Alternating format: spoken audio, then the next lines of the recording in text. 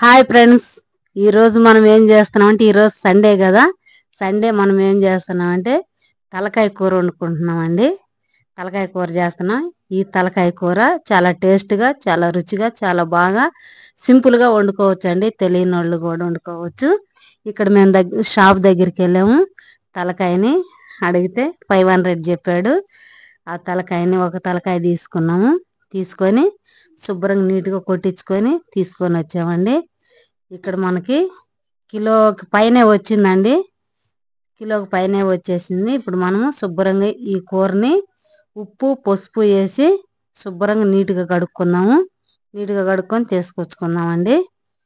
ఇప్పుడు మన వీడియో ఎవరన్నా కొత్తగా చూస్తున్నట్టయితే లైక్ చేయండి, షేర్ చేయండి, సబ్స్క్రైబ్ చేసుకోండి.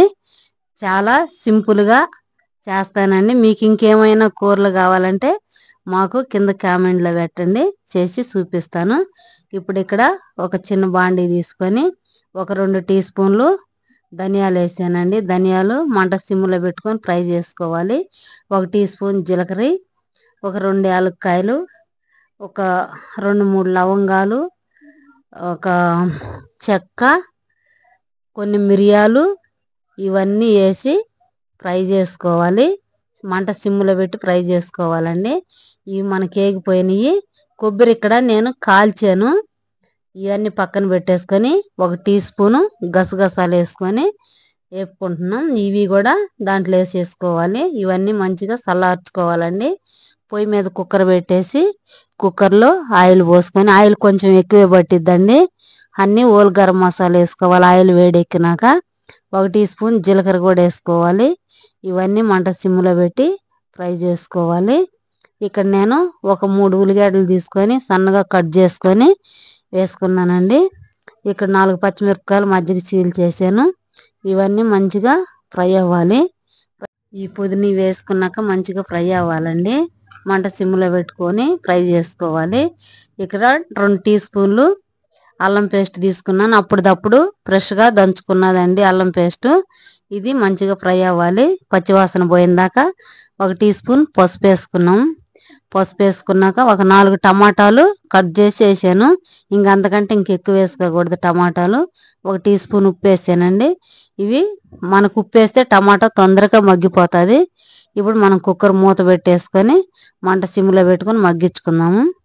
ఇక్కడ మనకు టమాటా కూడా మగ్గిపోయిందండి.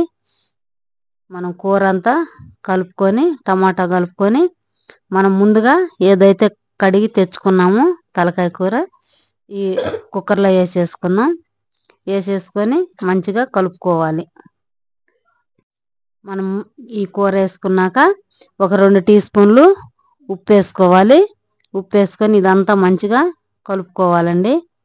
ఇదంతా బాగా టమాటాలు ఇవన్నీ వేసాం కదా, ఈ మసాలాలు ఇవన్నీ కలుపుకొని కుక్కర్ మూత పెట్టుకొని ఉడికించుకోవాలి. ఈ కూరలో ఉన్న నీరంతా మనకి మూత పెట్టేసరికి ఈ విధంగా నీరు బయటకు వచ్చేసిద్దండి. ఈ విధంగా ఉడికించుకోవాలి.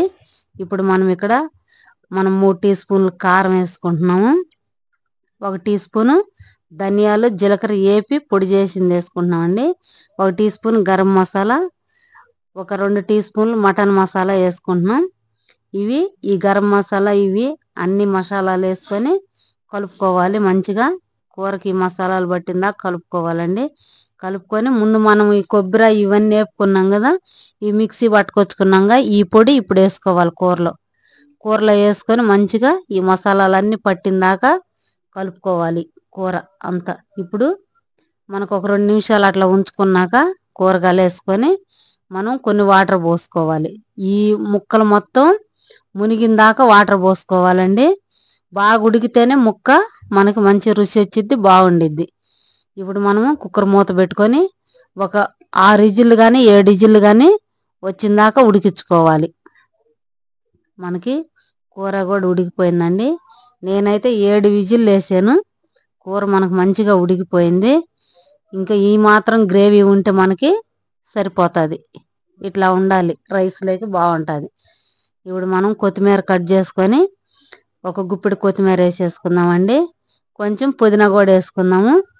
ఇంకా మనం ఈ కూరగాయలు వేసుకొని స్టవ్ బంద్ చేసుకుందాము. మంచి స్మెల్ వస్తున్నది, చాలా బాగా మంచి వాసన వస్తుంది. ఇప్పుడు మనకి ఈ కూరని వేరే గిన్నెలోకి సర్వ్ చేసుకుందామండి. చాలా టేస్టీగా, చాలా బాగా సింపుల్గా మంచిగా మీరు కూడా ఈ విధంగా చేసుకోండి. తలకాయ కూర చాలా బాగుండిద్దండి, చాలా టేస్ట్ కూడా ఉంటుంది. ఈ వీడియో గనక మీకు నచ్చినట్లయితే లైక్ చేయండి, షేర్ చేయండి, సబ్స్క్రైబ్ చేసుకోండి. ఈ తలకాయ కూరని తెలియని వాళ్ళు కూడా చాలా ఈజీగా ఈ విధంగా వండుకోండి, బాగుంటుంది.